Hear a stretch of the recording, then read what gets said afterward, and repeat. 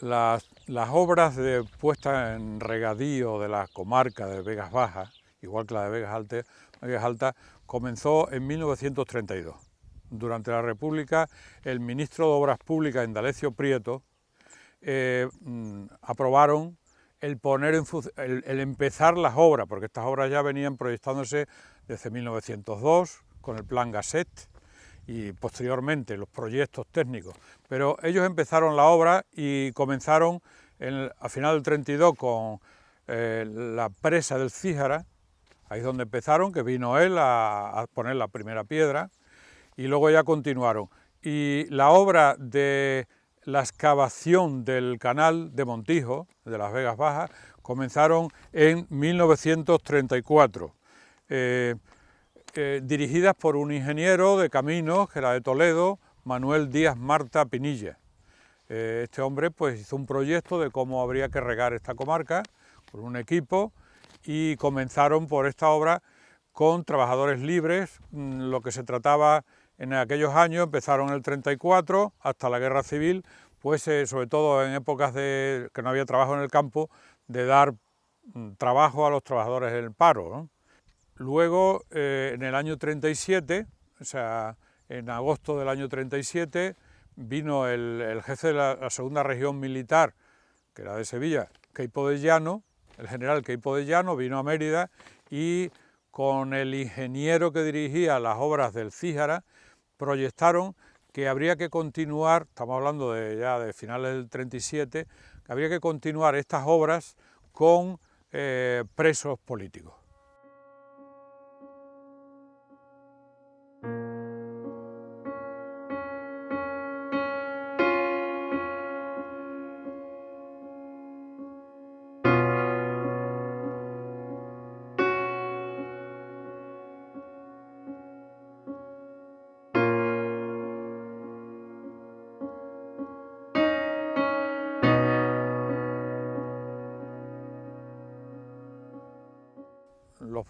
Los primeros que llegaron, que fueron los que construyeron todas las instalaciones, los pabellones, todo, fueron los presos. Los primeros que llegaron, que teóricamente, bueno, venían voluntariamente, eran presos que estaban en cárceles por toda España, seleccionaba una serie de profesiones que necesitaban para estas obras.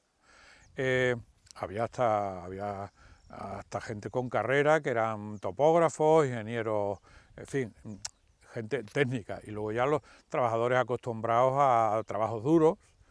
Entonces, el que quería venía de otras cárceles, allí estaban prácticamente sin hacer nada y en malas condiciones, aquí venían y por cada día que trabajaban, que eran 8 horas, teóricamente 8 horas al día, les quitaban 3 días de pena.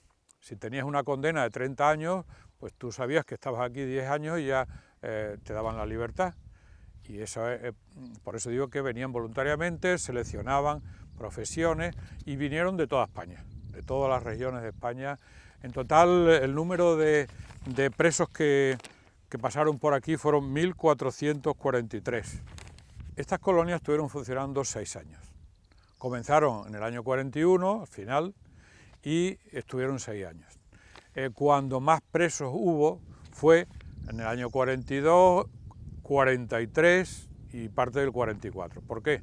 Pues porque, bueno, cuando más intensidad se dieron a las obras, había presos. Esta era la colonia central, pero después había pabellones a lo largo de cada 6 o 7 kilómetros, había pabellones con un destacamento con una vigilancia, que los vigilaban, como ahí, al lado cerca de la estación de Torremayor, en la Garrovilla, posterior, hacia abajo lo que era Guadiana del Caudillo, más allá, cada 6 o 7 kilómetros había un destacamento para ir abriendo los 6 o 7 kilómetros de hueco. Pues se conservan pocos pabellones, uno o dos dormitorios, este el de los animales y detrás de los dormitorios el de intendencia, se conserva. Estos son los de los dormitorios, son los que mejor están porque el dueño actual los ha preparado como almacén de sus aperos, y este de aquí lo tiene medio en ruina, que es el de las ovejas, y detrás el de intendencia también está medio en ruina. Si vemos las fotos de cómo eran, pues están muy deteriorados. En la plaza estaba el pozo del agua, todo eso lo construyeron ellos, eso sí sigue existiendo, y lo que era la casa del coronel, del jefe del campo, pues ahora mismo es la vivienda del dueño actual, ¿no? Donde ahora está la fábrica, allí se fue formando una barriada de chozas, eran chozas alargadas, hay fotos que las podemos ver, chozas alargadas, las paredes las construían en una noche, porque como era un terreno del ayuntamiento había que rápidamente montarla con la ayuda de quien sea y en una noche montarla. Pues las paredes eran de tapial, de barro, de adobe, y después los techos pues de bayón, de tabúa, en fin, vegetal. Como era como un cenagal, era un sitio donde en invierno cuando llovía se ponía todo tremendo, pues en invierno tenemos fotos, los niños que iban descalzos o medio descalzos, pues entre el barro, los cerdos que tenían por allí andando, o sea que era tercermundista, que yo imponía.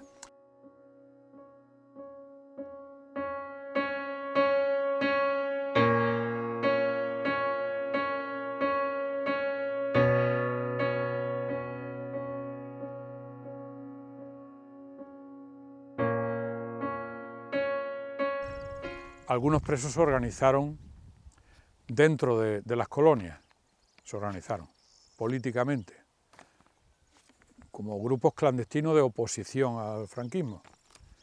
Pues ellos recaudaban dinero para cuando había una esposa o algún hijo que tenía necesidad, ayuda, pues le daban dinero.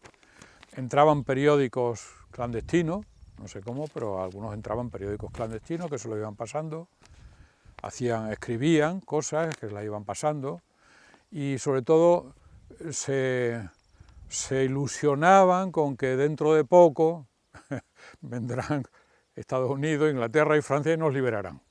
Habría que iniciar un proceso de expropiación, de negociación con el propietario, a lo mejor el hijo es más receptivo, y comprarlo. Pero para eso hay que tener voluntad. Esperemos que algún día nosotros vamos a intentar seguir, ¿no? Seguir insistiendo, ¿no?